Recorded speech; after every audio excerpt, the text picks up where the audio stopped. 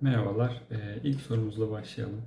Şimdi ilk soruda satışlarımızı yıllık olarak gruplandırıp sonrasında da bu yıllık satışların büyüme oranına bakacağız. Year over year growth şeklinde ifade edilen, Power BI örneklerinde de kullanılan bir ifade. Biz bunu SQL üstünde yazmaya çalışacağız. Öncelikli olarak satış tablomuzu inceleyelim. Satış tablosuna gidiyorum. Şimdi burada iki tane satış tablosu var bu database'de. Birisi order detail, birisi order header. Detail tablosunda şöyle birlikte de bakabiliriz. Gittiğimiz zaman aslında bir sipariş başına o siparişte hangi ürünler var, kaç tane satılmış, bunların tutarı ne kadar vesaire, bunların detayını gösteriyor.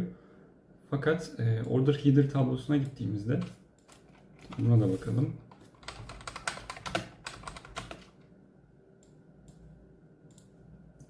Burada satış bazında gösteriyor kalemlerimizi. Header başlığından anlayacağımız üzere. Bu header ile birlikte aslında satışın sadece detay bilgisi, özet bilgisini görüyoruz. Detay bilgisine gitmek istediğimiz zaman da detail tablosuna gidiyoruz. Şimdi bizim ürün bilgisine ihtiyacımız olduğu için detail tablosuna gitmek gerekiyor. Header'dan çünkü ürüne ulaşamıyorum. Ürünü göstermiyor bu tablo. Öncelikle gidiyorum. Satış detay tablosuna select atıyorum. Sonra buradan ürün tablosuna bağlayacağım. Şöyle left join'e bağlarsak herhangi bir product ID gelmediği durumda satış tablosunda buradan bize kaydı getirmiş olur. Böylece görürüz. Fakat burası temiz bir veri tabanı olduğu için hepsi gelecek. Aslında left join ile join'in bir farkı olmayacak benim için. Şunlara alias vererek ilerliyorum. Ve bunları bağlarken s nokta eşittir p'deki zaten böylelikle product'ımı çekeceğim.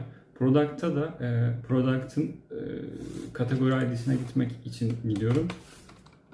Ona da şu şekilde bakabiliriz. Product tablosunu bir öncelikle inceleyelim. Şöyle baktığımızda aslında bu product'ın sadece subkategori ID'si var.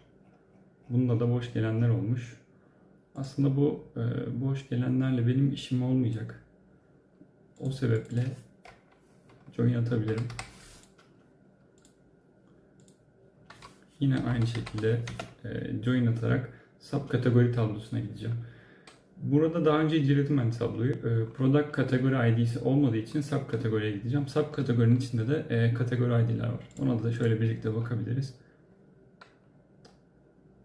Subkategori tablosunu aldım. Şöyle baktığımız zaman görüldüğü üzere subkategori ID'si var ve product'ın kategori ID'si var. Yani bu örnekte çok önemli değil neye göre grupladığımız. Zaten öğrenmek için yapıyoruz. Subkategori ID'ye göre de kategori ID'ye göre de gruplayabiliriz. Böyle bu tabloya da bağladığımız zaman product ile birlikte buna da PS diyelim. PS nokta product subkategori ID eşittir product'taki subkategori ID'ye bağlıyorum. Şu şekilde bağlıyoruz. Sonra görüldüğü üzere burada kategori ID var. Direkt kategori ID buraya yazıp kategoriyi buradan çekebilirim. Sonrasında metin olarak da getirebiliriz. O çok önemli değil şu an.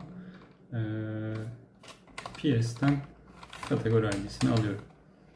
Sonrasında ben yıllık veri istediğim için bu satış tablosundaki tarihten yıla gitmem gerekiyor.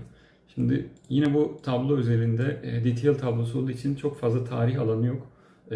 Ana satış tablosuna gidip oradan tarih almak gerekebiliyor. Fakat ben veriyi incelediğimde modified date alanı var sadece burada.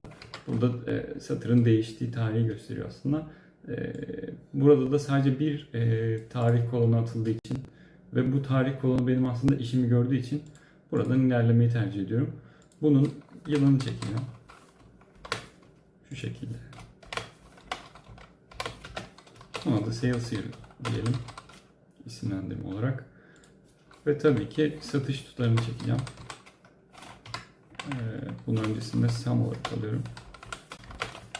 Neyi toplatmak istediğimde yine bu satış tablosuna tekrar şöyle bir bakalım birlikte.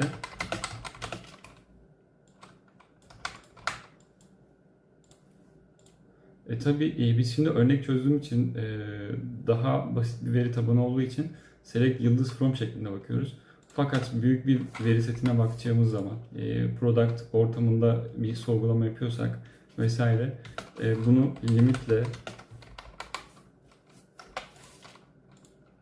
limit burada çalışmıyor sanırım. Veya işte bunun farklı örnekleri var. SQL Server için şu şekilde tab 1000 diyerek aslında sadece 1000 kaydı getirecek şekilde select atmak daha doğru olacaktır. Çünkü select yıldız from çoğu zaman çalışan ortamda veya büyük veri setlerinde bize sıkıntılar çıkartabilir. Böyle baktığımızda da biz burada yine select yıldız from çektiğimizde bir sorun yaşamadık. Çünkü örnek veri seti. Buradan baktığımızda yanlış yere select attım sanırım. Yok, doğru. Burada aslında benim bakacağım yer unit price'ın discount'unu veren ve aynı zamanda şu order QTY dediği alanda aslında kaç adet satıldı. Bunu otomatik olarak line total'de bana hesaplayarak vermiş. O yüzden ben tekrar hesaplamaya girmek istemediğim için line total'i alıp sum kolonuna koyuyorum. Böylece toplam satış tutarını buradan yakalamış olacağım.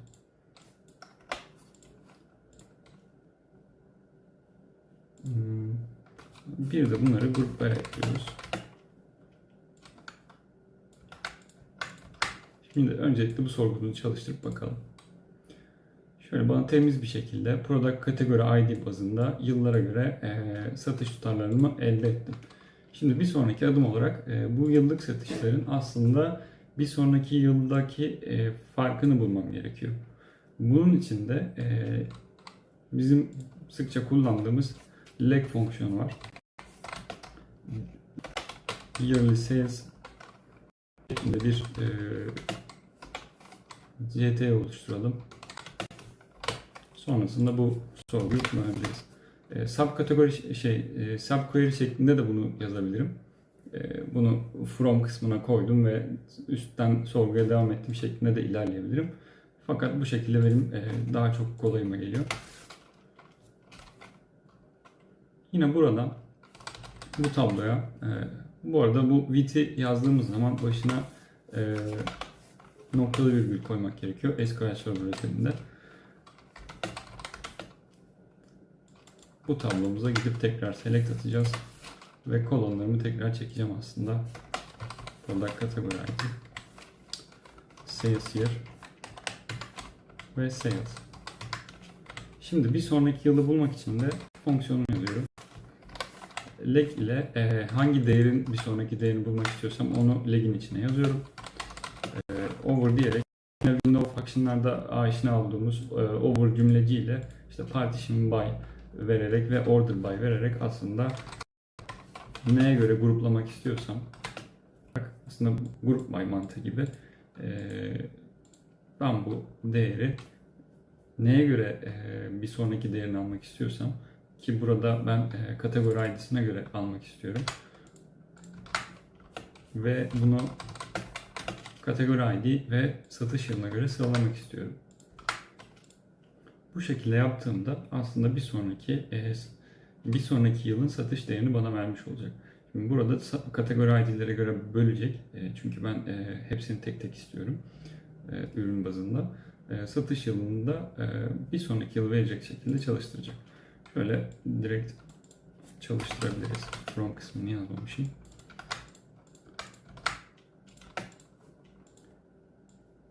Bu şekilde çalıştırdığımızda aslında birinci ürün için yıllara göre sıraladı ve her seferinde bir önceki yıldaki değerini bana verdi. Şöyle çaprazlama kontrol edebiliriz. Şimdi ben bir önceki yıldaki değerini buldum. Bunu year over year growth şeklinde, yani bir öncekiyle göre kıyaslayacak şekilde getireceğim. Şuna da bir isimlendirme yapalım. Last year sales dedim. Yine bunu da bir subkategori gibi dışarıdan çekelim.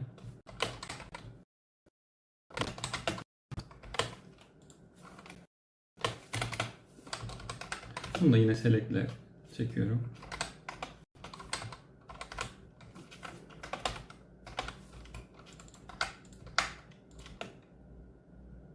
Şöyle bütün ekranı görelim.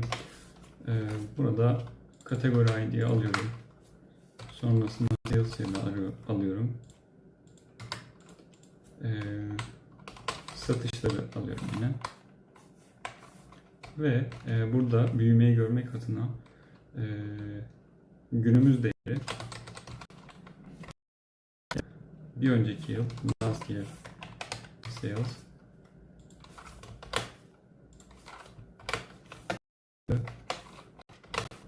last year, buradan da büyümeyi göreceğim aslında. Bu şekilde çalıştırdığımda şu ilk baştaki değer null olduğu için aslında yine ilk yıl için null getirecek. Eğer burada bir sıfır değeri olsaydı, yani buraya sıfır yazmış olsaydık, sıfıra bölünme hatası alacaktık. Onu da görmek adına şöyle yapabiliriz. Şuraya is null deyip, eğer burası null geliyorsa bana sıfır getir dediğimizde bu şekilde, şurayı şimdilik yorum satın alayım. Şöyle çalıştırdığımda evet, bir önceki yılı sıfır olarak gösterecek. Şimdi bunu tekrar açıyorum. Burada bölünme hatası alacağız. Birlikte bakabiliriz. Şöyle çalıştırdığımda evet, sıfıra bölünme hatasını alıyoruz. Bunu almamak adına nullif fonksiyonuyla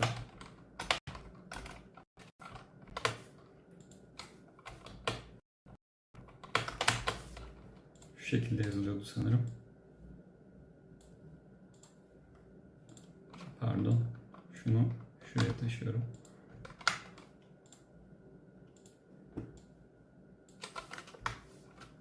Evet. Eğer buradan sıfır gelirse, yani bölündüğü değer sıfırsa buradan null getir şeklinde bir fonksiyon yazarak bu hatadan kurtulabiliriz. Bu sıkça başımıza gelen bir şey. Bölünen değer sıfır olabiliyor. Bu sebeple bu fonksiyonu bilmekte fayda var. Bu şekilde kurtarabiliyoruz bundan da. Böylelikle aslında bir önceki yıla göre artışını yüzdelik olarak bulmuş olduk. Mesela bu üründe 2012'de geçtiğimizde ürün %142 artış yaşamış satışlarda. Yine aynı şekilde 2013'e geçtiğimizde %25 artış yaşamış. 2014'e geldiğimizde de %50 düşüş yaşamış şeklinde yorumlayabiliriz. Bu şekilde bulabiliyoruz aslında year over year growth'ları. Bunun bir farklı seviyesi olarak da ben bu sorguda hiçbir değişiklik yapmadan aslında bir de bu ürünlere göre ürünlerin dip toplamını görmek istediğim zaman ne yapmam gerekir? Onu da bir sonraki videomuzda bakalım. Kopya olarak şuraya küp yazıyorum. Şöyle yaptığımız zaman aslında bunu öncesinde bir araştırırsanız sizin için faydalı olabilir. Şimdiye kadar izlediğiniz için teşekkür ederim.